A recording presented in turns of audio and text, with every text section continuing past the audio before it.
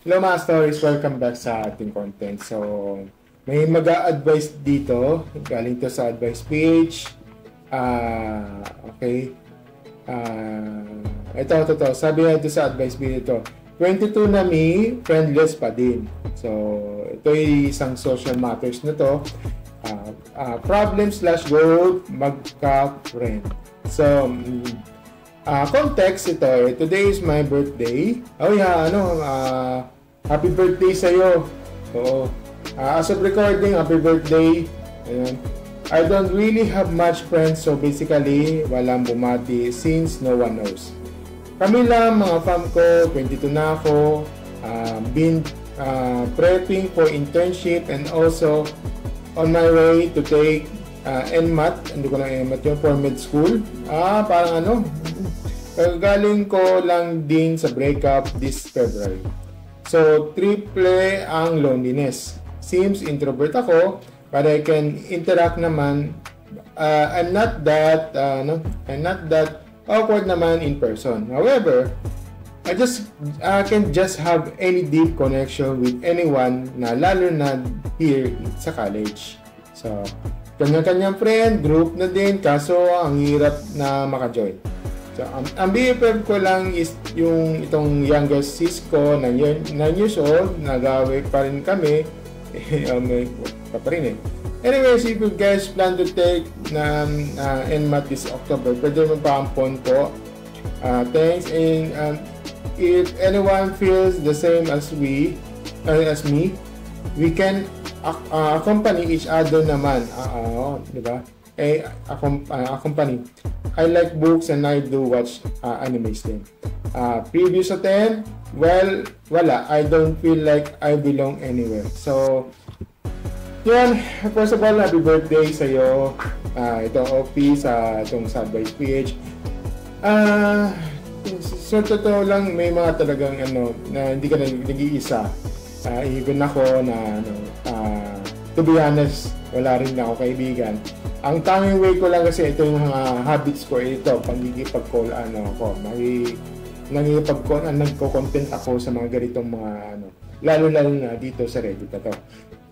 Kung hindi sa Reddit, minsan kasi sa, sa TikTok, naghahanap ako ng mga, di-discuss, ganito, ganyan, diba? Mayroon mga talagang content namin. Minsan may content na basura, mayroong content na, na may sense naman, diba? Yun yung ko. So, ngayon sa totoo lang, as a introvert, naiintindihan naman kita na as a introvert, o rin introvert ako. Naiintindihan naman kita. At may mga tao kasi na minsan kasi na ginagawa mo lahat pero wala pa rin. For example, yung parang comedy ka sa mga barkada mo, pero in the end, hindi pala. Pag meron silang priority sa buhay, yan yung inuuna nila. Pero yun. Kaya, ayun, yung parang parang hindi naman sa peging kaibigan, pero may mga priority sila sa buhay. Yung iba na meron silang may partner sa buhay na may jowa. Meron kasing jowa over best friend. Meron kasing ganun meron silang bubukod mo na kami, ganito, ganyan. Parang ayaw nila ng gulong, minsan kasi sa niya na umiiwas sila. Minsan kasi ang ganun Kaya naiintindihan ko naman, minsan kasi na hindi ka i-advise na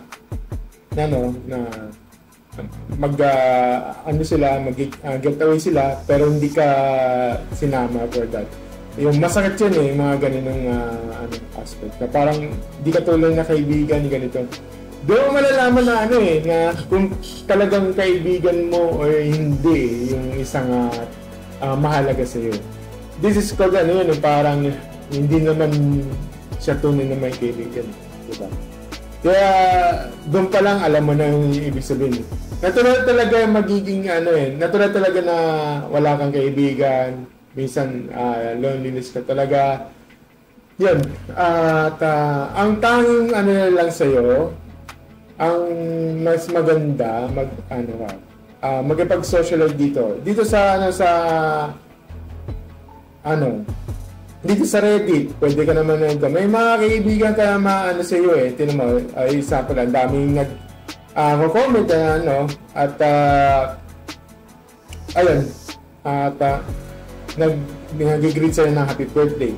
Yan, at least may katuwang sa'yo. Dito pa lang kasi binabati ka ng happy birthday, ang dami yun sapat na, di ba? At least meron bumabati sa'yo, hindi lang yung mga dati mong kaibigan, di ba? Yun, papakita sa inyo yung mga isasabihin ko sa inyo, sabihan ito sa comment section, happy birthday OP, just like Lilo, may God send you an angel, the nicest one they have. Diba? Thank you so much, diba? Ito naman, sabi niya, ang funny kasi parang ako yung nagsulat ng same age, same problem, may friends naman, but not friend. Siyempre, may iba silang circle ibang circle, kaya yung pag busy sila sa kanilang kanya-kanyang friend group, nasa bahay lang ako, tapos inside that circle, parang mas close pa sila lang. By the way, happy birthday. May mga kasi ganun talaga.